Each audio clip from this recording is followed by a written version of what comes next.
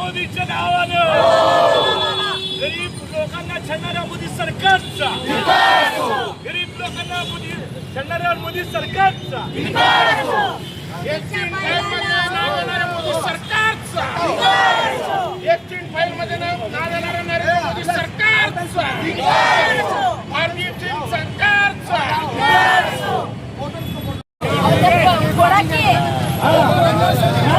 सत्य है, सत्य है, राम नाम सत्य है, राम नाम सत्य है, राम नाम सत्य है, राम नाम सत्य है, राम नाम सत्य है, राम नाम सत्य है, राम नाम सत्य है, राम नाम सत्य है।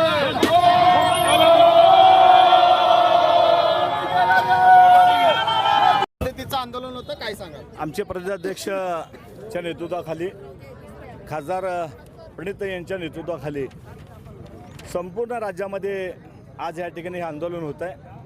आपण बघताय की जे गोरगरीब आहेत ह्यांना झळ बसते आहे, चटके बसत आहेत. 70 रुपयांनी ह्या ठिकाणी घरगुती गॅस महाग झालेला आहे. आणि जे व्यापारी आहेत आपण बघताय की त्यांना तर गॅसचा बंद झालेला आहे. अनेक हॉटेल बंद पडत आहेत, चहा कॅन्टीन बंद पडत आहेत. जे घरगुती गॅस ते तर महाग झालेत, पण जे व्यावसायिक गॅस आहेत ते गेले 2 दिवसापासून पूर्ण बंद झालेले आहेत. आणि संपूर्ण राज्य देश आता अंधारात आहे. गॅस किती दिवस मिळणार नाही सरकार सांगायला तयार नाही. आणि सरकार एकीकडे खोटं बोलतं. राज्य सरकार असेल, केंद्र सरकार, त्यांनी सांगितलं की कुणालाही ह्या राज्यामध्ये देशामध्ये गॅस तुटवडा पडणार नाही, सगळ्यांना गॅस मिळा जाईल.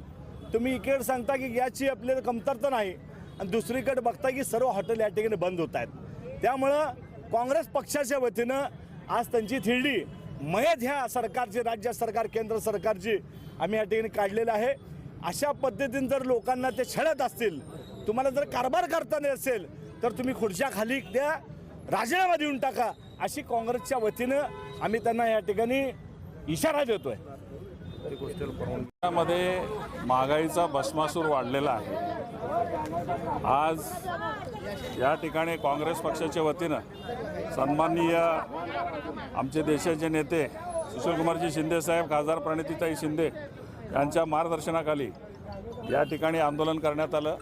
या आंदोलनाचा मुख्य हेतू असा आहे, जे शासनाने गॅस दरवाढ केलेली आहे किंवा जे काय भाववाढ केलेली आहे ते ताबडतोब माघारी घ्यावी आणि सर्वसामान्य जनतेला न्याय द्यावा, अशी आमची भूमिका आहे.